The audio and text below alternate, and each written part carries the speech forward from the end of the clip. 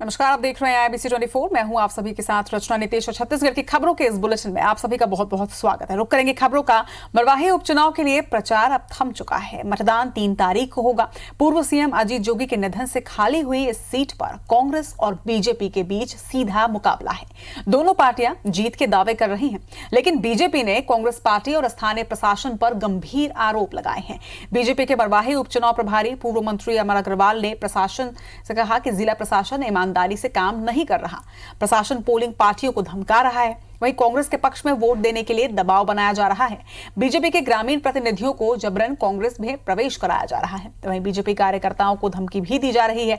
पूर्व मंत्री ने जाबर गांव के पीड़ित सरपंच को मीडिया के सामने लाकर इसका सबूत भी दिया। एक दिन पहले सरपंच को जबरन कांग्रेस प्रवेश कराया गया था। वहीं पूर्व मंत्री ने कहा कि बीजेपी तमाम घटनाक्रम की निर्वाचन आयोग से शिकायत करेगी। तो कांग्रेस की सत्ता के दम पे जो हमारी जीत चुराने का जो उनका प्रयास है, उस प्रयास को हम सफल नहीं होने देंगे। मरवाही उपचुनाव के मतदान से पहले जेसीसीजे के 2 विधायकों ने कांग्रेस को समर्थन देने का ऐलान कर दिया, जबकि पार्टी ने भाजपा को समर्थन देने का ऐलान पहले ही किया है।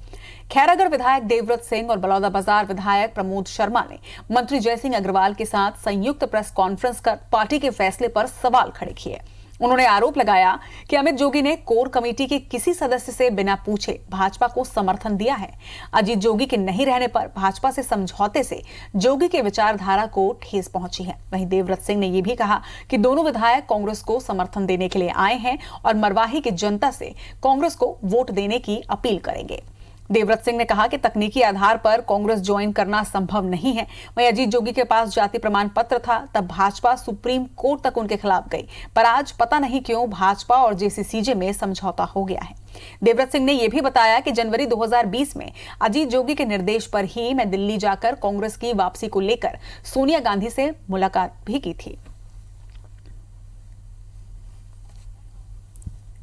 एक निर्णय अमित जोगी जी ने लिया, कोर कमेटी के किसी सदस्य को पूछा नहीं। मैं कोर कमेटी का सदस्य हूँ। मैं इस बात को कहना चाहूँगा कि हम लोगों ने, दोनों विधायकों ने ये तय किया है कि जोगी जी ने जिस राजनीति को, जिस विचारधारा को छत्तीसगढ़ की पार्टी बनाने से पहले जिसके साथ वो कदम से कदम लगा खड़े रहे, उस कांग्रेस पार्टी को हम लोग दोनों अपना समर्थन देने आए हैं।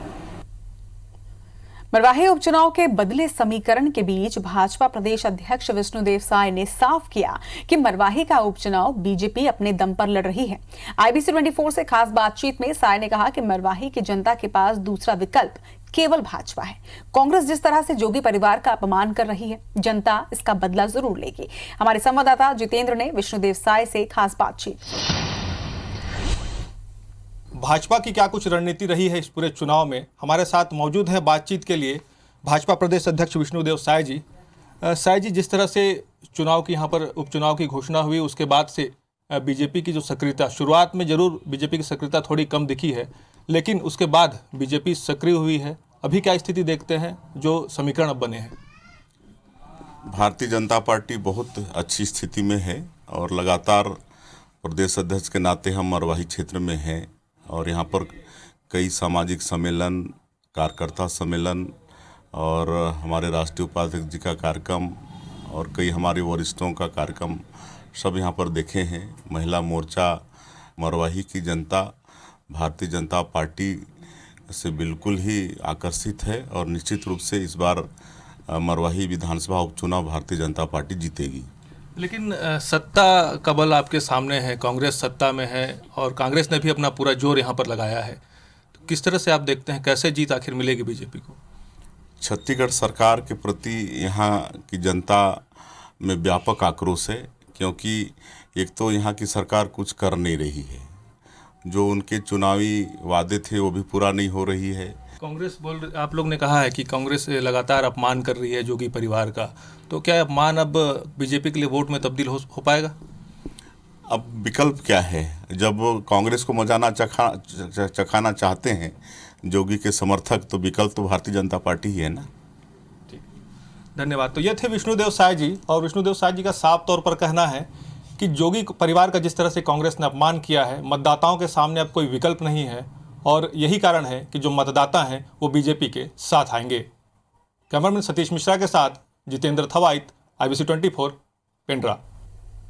छत्तीसगढ़ अपने स्थापना के 20 बरस पूरे कर चुका है। रायपुर में सीएम हाउस में राज्य स्थापना दिवस के कार्यक्रम में आज मुख्यमंत्री भूपेश बघेल ने किसानों को सौगात दी। उनके खाते में राजीव गांधी किसान न्याय योजना की तीसरी किश्त का भुगतान किया गया। इसके अलावा अलग अलग सेवाओं में बेहतर कार्य करने वालों को सम्मानित भी किया गया।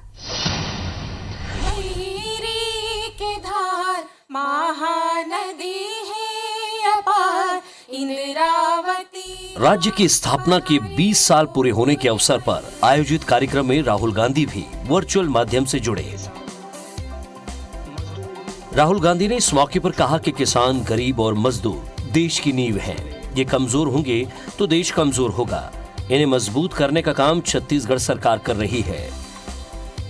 कार्यक्रम में सीएम भूपेश बघेल ने राज्य की योजनाओं की जानकारी दी।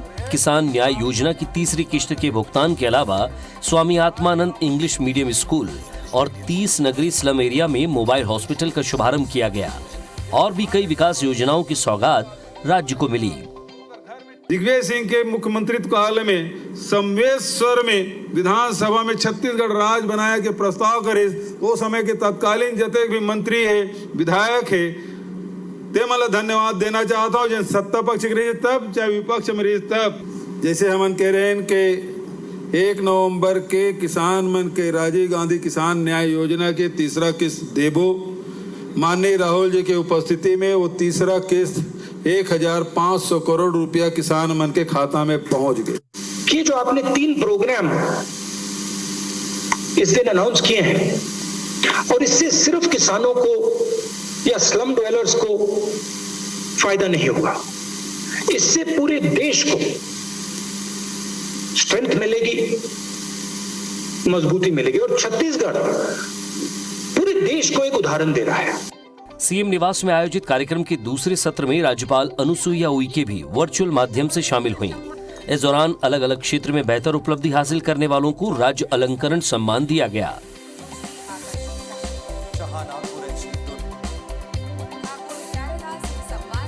इन 20 वर्षों की उपलब्धि पर चर्चा करें तो पाएंगे कि छत्तीसगढ़ राज्य अपने पैरों पर खड़ा हो गया है और विभिन्न क्षेत्रों में निरंतर प्रगति कर रहा है। छत्तीसगढ़ के संस्कृति, छत्तीसगढ़ के परंपरा और छत्तीसगढ़ ला अंतरराष्ट्रीय स्तर तक, जैसे हम राहुल जी कहते हैं कि आज अंतरराष्ट्रीय स्तर में भी कुछ बात होते तो मैं छत्तीसगढ़ के उदाहरण देते। अभी केवल 20 साल के हमारे छत्तीसगढ़ हो है, तेमा 2 महीना कम 2 साल हमारे कांग्रेस के सरकार बने हुए है। गढ़बो नवा छत्तीसगढ़ के जो नारा माननीय मुख्यमंत्री दे है, आप सबके आशीर्वाद से आने वाला समय छत्तीसगढ़ के विकास करबो। 2 दशक पूरा कर चुके छत्तीसगढ़ ने इस दौरान कई आयाम छुए हैं। छत्तीसगढ़ वासियों ने आर्थिक, सामाजिक और सांस्कृतिक क्षेत्र में नए कीर्तिमान बनाए हैं। युवा छत्तीसगढ़ अब और तेज उड़ान भरने के लिए तैयार है। जय जोहार। छत्तीसगढ़ माता की जय जय छत्तीसगढ़, छत्तीसगढ़िया धन्यवाद। जय हिंद। छत्तीसगढ़ के राज्योत्सव पर भूपेश सरकार ने मुख्यमंत्री स्लम स्वास्थ्य योजना की सौगात दी, जिससे बस्तियों में रहने वाले और आर्थिक रूप से कमजोर परिवार के इलाज में खर्च होने वाले पैसे अब बचेंगे। इस योजना के तहत रायपुर में 27 मोबाइल ब्लड टेस्ट वैन चलेंगी, जिनमें लोग निःशुल्क पीलिया, डेंगू, मलेरिया, टाइफाइड, HIV जैसी कई बीमारियों की जाँच होगी। वैन में CBC, LFT, RFT समेत 31 प्रकार के टेस्ट और ECG निःशुल्क किए जाएंगे। ऐसे टेस्ट के लिए गरीबों को निजी लैब में हजारों रुपए देने पहले पड़ते थे। मोबाइल यूनिट सेवा शुरू करते हुए सभापति प्रबोध दुबे ने बताया कि लोग भ्रमित हैं कि इस वैन में कोविड जांच की जा रही है, जबकि ऐसा नहीं है। यहाँ लोग बिना घबराए दूसरे रोगों की जांच करवाने के लिए आए। वैन हर वार्ड में 3 दिन अपनी सेवा देगी। इसके साथ ही डॉक्टर वैन से ही निःशुल्क दवा भी देंगे। शहरी स्लम स्वास्थ्य योजना, ये मोबाइल यूनिट जो चालू की गई है, इसमें लगभग 31 प्रकार के इलाज और उसमें BP, शुगर, मलेरिया, डेंगू, सारे प्रकार के जो ट्रीटमेंट हो सकते हैं और सारे प्रकार की जो टेस्टिंग हो सकती, जो गरीब परिवार जिनको हज़ारों रुपये केवल इस टेस्टिंग में लगते हैं और उसके बाद टेस्टिंग के बाद जो दवाई भी है, वो भी सरकार की ओर से निःशुल्क उपलब्ध कराई जा रही है। मुख्यमंत्री भूपेश बघेल बूढ़ा तालाब के नए गार्डन का लोकार्पण करने के बाद निरीक्षण करने के लिए पहुंचे। उन्होंने बोटिंग का भी आनंद लिया। उनके साथ गृह मंत्री ताम्रध्वज साहू, नगरीय प्रशासन मंत्री शिव कुमार डहरिया, महापौर एजाज ढेबर भी पहुंचे। करीब 8 करोड़ रुपए की लागत से बूढ़ा तालाब के प्रथम चरण के सौंदर्यीकरण का काम हुआ है। इसमें खूबसूरत गार्डन, ओपन जिम, बच्चों की आकर्षक झूले, वहीं दानी गर्ल्स स्कूल की ओर से विवेकानंद गार्डन जाने का फ्लोटिंग पूल और बोटिंग की व्यवस्था भी की गई है। गार्डन के मुख्य द्वार में खूबसूरत फव्वारा भी इसमें बनाया गया है।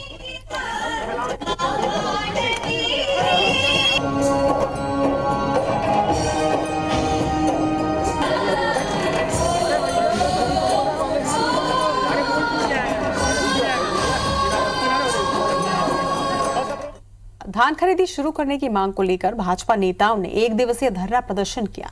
धरने में महासमुंद लोकसभा के सांसद चुन्नीलाल साहू, भाजपा के राष्ट्रीय उपाध्यक्ष सरला कुसरिया, पूर्व विधायक डॉक्टर विमल चोपड़ा, रामलाल चौहान, रूप कुमारी चौधरी सहित दर्जनों कार्यकर्ता मौजूद रहे। भाजपा कार्यकर्ताओं ने धरने के बाद राज्यपाल के नाम प्रशासन को ज्ञापन भी सौंपा। वहीं अभनपुर में पूर्व मंत्री चंद्रशेखर साहू के नेतृत्व में खेत सत्याग्रह किया गया।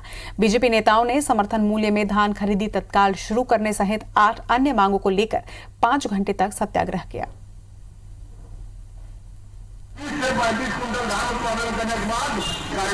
तो धान खरीदी शुरू करने की मांग को लेकर बीजेपी ने खेत सत्याग्रह शुरू किया। इसके साथ ही मुआवजे की मांग को लेकर भी ये सत्याग्रह। 2 तस्वीरें आप देख रहे हैं। बीजेपी नेताओं ने धरना दिया महासमुंद में। दूसरी तरफ अभनपुर में राज्यपाल के नाम विज्ञापन। बीजेपी खेत सत्याग्रह कर रही है इस मांग को लेकर कि धान खरीदी जल्द से जल्द शुरू की जाए। इसके साथ ही 8 और मांगे हैं उनकी कृषि संबंधी, किसानों को लेकर, जिसको लेकर भाजपा खेत सत्याग्रह कर रही है। बीजापुर जिले के गंगालूर थाना के एडेसमेटा में 17-18 मई की रात कथित फर्जी मुठभेड़ की जांच रिपोर्ट आने में अभी और वक्त लग सकता है। इससे पहले सरकेगुड़ा मामले को लेकर शासन को रिपोर्ट सौंप दी गई है। हालांकि सरकार ने इस मामले में कोई कार्रवाई नहीं की है। वहीं सुप्रीम कोर्ट के आदेश पर सीबीआई एडेसमेटा कांड की जांच कर रही है। जबलपुर से आई 4 सदस्यीय टीम ने पिछले साल पीड़ित परिवार के कुछ सदस्यों का बयान भी दर्ज किया था, लेकिन कोरोना वायरस की वजह से सीबीआई की जांच इस मामले में अधूरी है।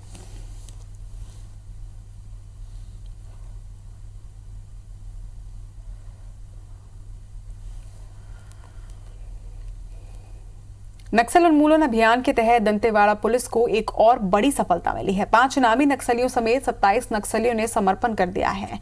एसपी अभिषेक पल्लव व एएसपी राजेंद्र जायसवाल के समक्ष इन नक्सलियों ने समर्पण किया है। वहीं समर्पण करने वाले सभी नक्सली अलग अलग गांव के हैं। ये सभी बारसूर और आसपास के इलाकों में सक्रिय थे। वहीं पुलिस की माने तो लोन वराटू अभियान से प्रभावित होकर इन नक्सलियों ने समर्पण किया है। समर्पण करने वाले नक्सली हत्या, आगजनी, शासकीय संपत्ति को नुकसान पहुंचाने के मामले में आरोपी रहे हैं। वहीं समर्पण के दौरान सभी नक्सलियों को 10-10 हजार रुपए की प्रोत्साहन राशि भी दी गई।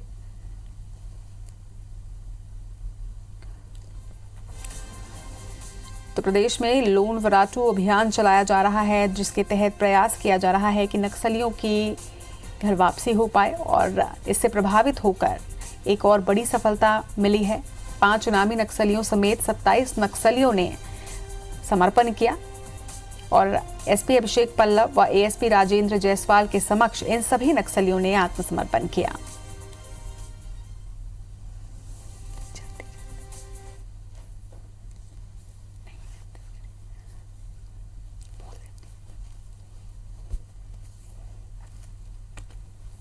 इस बुलेटिन में फिलहाल इतना ही, लेकिन जैसा कि आप सभी को पता है कि आज छत्तीसगढ़ प्रदेश का 20वां स्थापना दिवस है और इस 20वें स्थापना दिवस की आप सभी को बधाई। और इसी के साथ आपको छोड़े जा रहे हैं राज्य के राजकीय गीत के साथ। नमस्कार। इंग्लिश मीडियम स्कूल 53 इसकी शुरुआत की गई है और साथ ही शहरी स्वास्थ्य योजना की भी शुरुआत हम लोग की, जिसमें 60 बसें क्लिनिक बसें चलेगी और उसका लाभ निश्चित रूप से हमारे श्रमिक बस्तियों में, स्लम एरिया में उसका लाभ मिलेगा। सर 20 साल छत्तीसगढ़ को हो गया, आने वाले समय में और क्या बहुत कुछ करने की गुंजाइश है। छत्तीसगढ़ में पर्यटन की अपार संभावनाएं हैं, प्रोसेसिंग की अपार संभावनाएं हैं उद्योगों की अपार संभावनाएं हैं और रोजगार के साथ शिक्षा और स्वास्थ्य के क्षेत्र में काम करने की बहुत संभावना है। आराम से